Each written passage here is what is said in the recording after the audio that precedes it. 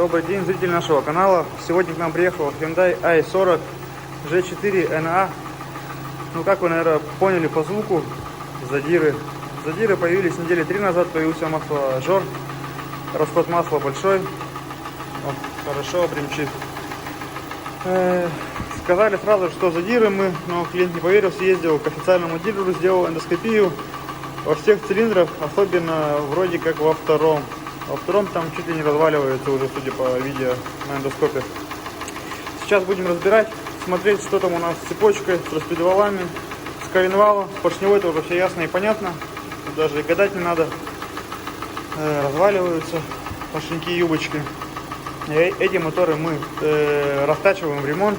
0,5 поршня автобелтовские будут ставиться на эту машину. Они уже у нас есть по наличию. Так, ну что, приступаем к разборке. Пробег на машине в районе 140 тысяч по спидометру. Ну, это не точно. Хозяин не первый. Машину покупал с рук. Ну, судя по внешнему виду, по всем признакам, пробег должен быть родной. Приступаем к разборке автомобиля. Весной сняли переднюю крышку клапанов. Мотор, в принципе, внутри чистый. Ну, вот, естественно, налет, скажем так, желтенький. Цепочка не вытянута. Натяжитель маленько вышел. Ну, опять же, вот это вот. Что? Кто это выдумал, этот натяжитель? Вот видите, уже видно, что звенья вон они. Кто выдумал этот натяжитель без фиксатора, я не знаю. Это бред полнейший. Одноразовая вещь. Естественно, ну, скорее всего, цепочку мы оставим старую, так как, ну, он практически не вышел, да? Даже если подвинуть пальчиком, ерунда там. Скорее всего, цепи будут старые, башмаки тоже старые. Но сейчас с ними еще посмотрим, а натяжитель, естественно, новый. То есть маленько доработанные там есть, но тоже ничего хорошего в этом доработанном натяжителе нету. Вообще ничего нету. Раньше на тетовских моторах гораздо лучше были, на гамма, на тета. Это, честно сказать, порнография, а не натяжитель. Тут, в принципе, осталось нам все. Снимаем сейчас ГРМ, снимаем плиту распредвалов, это все дело, распредвал достаем, снимаем ГБЦ. И, в принципе, можно доставать мотор. Все остальное полностью включено: глушитель, кондиционер. Кондиционер на данной машине мы не спускаем, то есть на все остается на машине. Стартер, трубочку отвернули, вот этот болт тоже не сильно удобный. Ну, долезть можно. После Ниссана, конечно, это сказка. Ниссановский мотор — это сильно мудрено, все подкапотное пространство сделано. Не так все просто добраться и долезть и открутить. В данном случае это все легко и просто.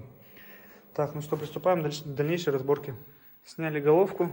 Ну, вот оно, наше чудо. Второй цилиндр. Действительно, он почти... Тут не просто задиры, тут задирище, развалился. Ну, у остальных только начало шоркать цилиндр. Так что, вот оно.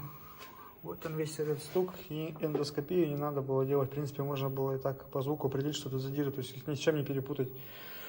Сделали для того, чтобы просто узнать, что вот второй цилиндр развалился, как бы. Тут и так понятно, что там что-то, какой-то цилиндр сильно задрал. Стук стоял хороший. На холодную вообще, наверное, грохот был, если на горячую уже его довольно-таки хорошо было слышно, значит, на холодную там просто тарабанило. Так, ну что, в принципе, осталось у нас два болта по бокам. Отвернуть крепление, достаем мотор. Разобрали полностью мотор. Коренным вкладышем вопросов никаких нет. Вот тут только на первой шейке кусок стружки попал, но это мелочь. По блоку все понятно, то есть тут ничего нового нет. А вот по вкладышам шатунным еще бы маленечко. И провернуло бы, видно, да?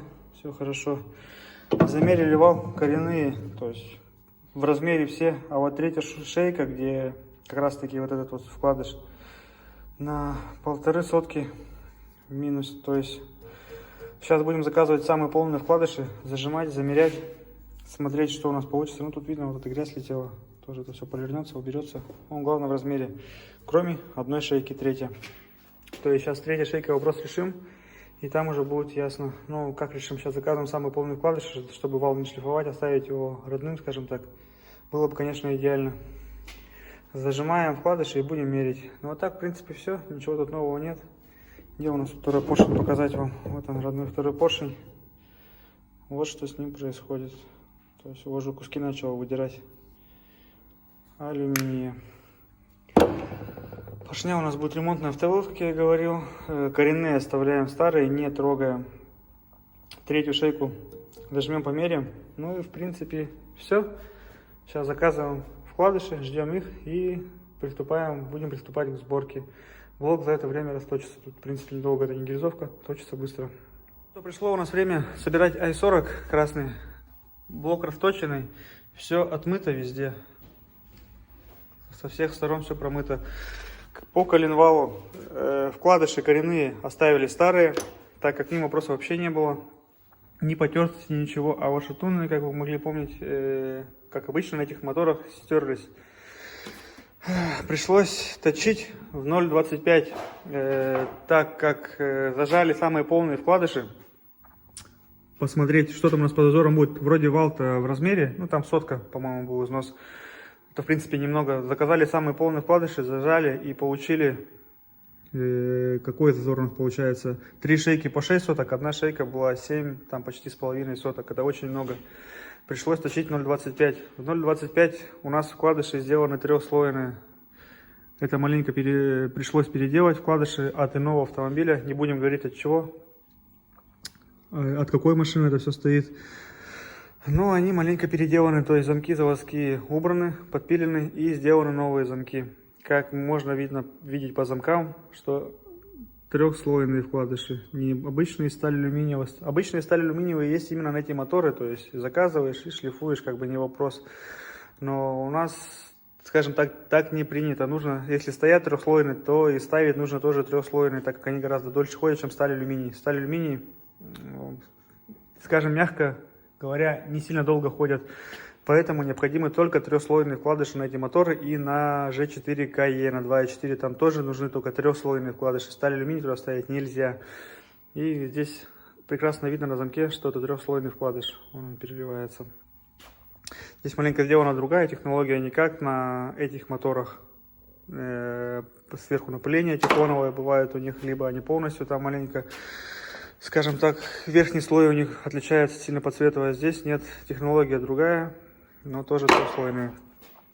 Вал обкатанный, то есть все вкладыши, все проверено, все как положено, крутится. Зазор в районе 3-3,5 соток на каждом шатуне, то есть идеальный, как и должен быть. По коренным постелям то же самое, 3-3,5 сотки уже в заводе, как они стояли, так и она и осталась, ничего с ними не стало. Так, ну сейчас будем одевать поршневую, чистить шатуны, чистить коленвал, промывать его, промывать шатуны, запрессовывать, здесь не запрессовывать, оставлять поршня. Здесь это все сделано на плавающем пальце, то есть это делается легко и просто. И собираем блок, приступаем. Блок собран, готов к установке.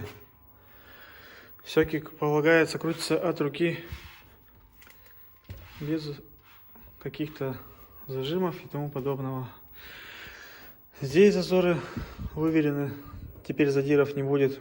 Основная проблема задиров это в том, что расстояние между поршнями и гильзой очень маленькое. Люди еще заливают густое масло, то есть в морозы прихват идет, поршню некуда деваться, он начинает помаленьку драть юбку поршня. Это не перегрев, как многие там говорят, вот это перегревы, нужны форсунки. Нет. Почему эти моторы задирают именно в морозы при первых запусках? Да потому что масло густовато, зазора практически вообще нет. И его начинает задирать именно при холодном пуске. Их задирает не летом в жару, не на югах, а именно вот у нас, где минус температура, и зимой в холодные запуски.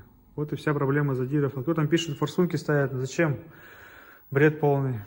Так, ну что, все. Машина загнана у нас. Сейчас будем выставлять ее и устанавливать блок на место. Установили блок, установили головку. Сейчас начинаем протягивать ГБЦ. Протяжка занимает, так скажем, прилично времени. Ну, ничего страшного, пока будем навесное собирать шланги, все охлаждения, генератор, стартер. Ну и дальше. Так, теперь по поводу сальников хотел показать вам. То есть, фокусируется плохо. Они еще мягонькие, то есть эти сальнички. На данных машинах нет проблемы, что сальники дубеют и рассыпаются.